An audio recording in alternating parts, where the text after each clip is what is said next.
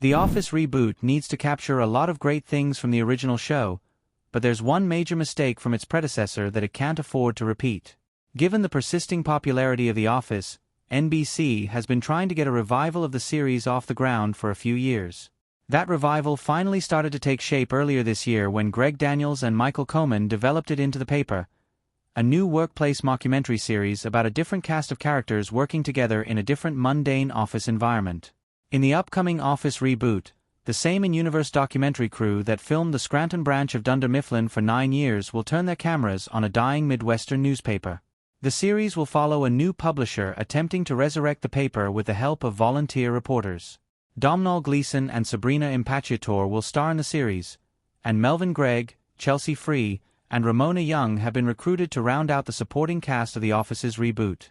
There's a lot from the previous series that the paper has to emulate to succeed, but there's one aspect it should avoid. The Office reboot can't take a whole season to find its tone like the US remake did. TV shows don't have time to find their feet anymore. Michael holding his mug in the pilot episode of The Office. Although it would eventually become a massive success, the US remake of The Office didn't hit the ground running.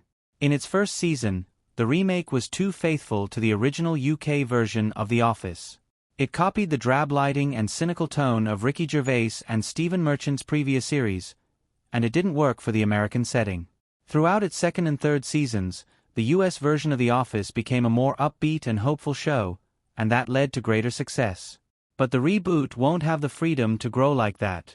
The Office is one of many 2000 sitcoms that took some time to find its feet.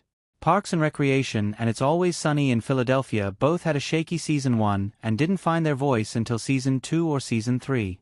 But in today's TV landscape, with a deluge of new content dropping on streaming services constantly, audiences are spoiled for choice, so TV shows don't have the luxury of finding their feet.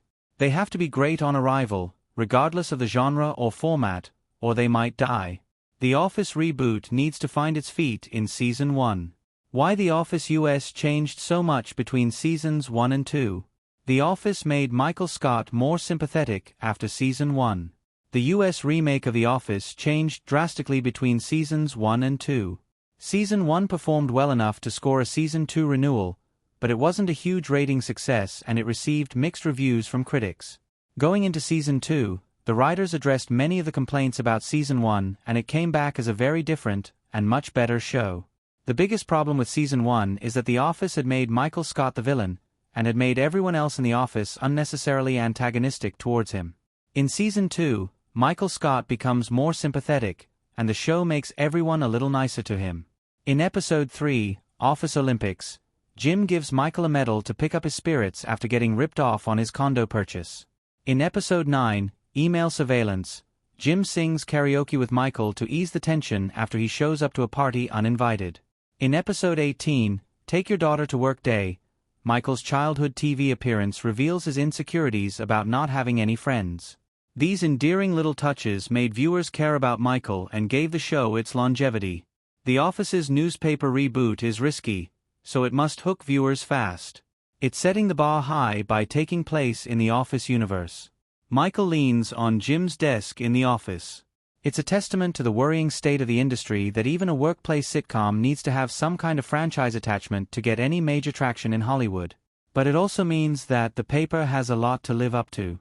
If the paper was just a new TV show about a newspaper office, audiences wouldn't go in with any preconceived notions and might be more willing to give it a chance.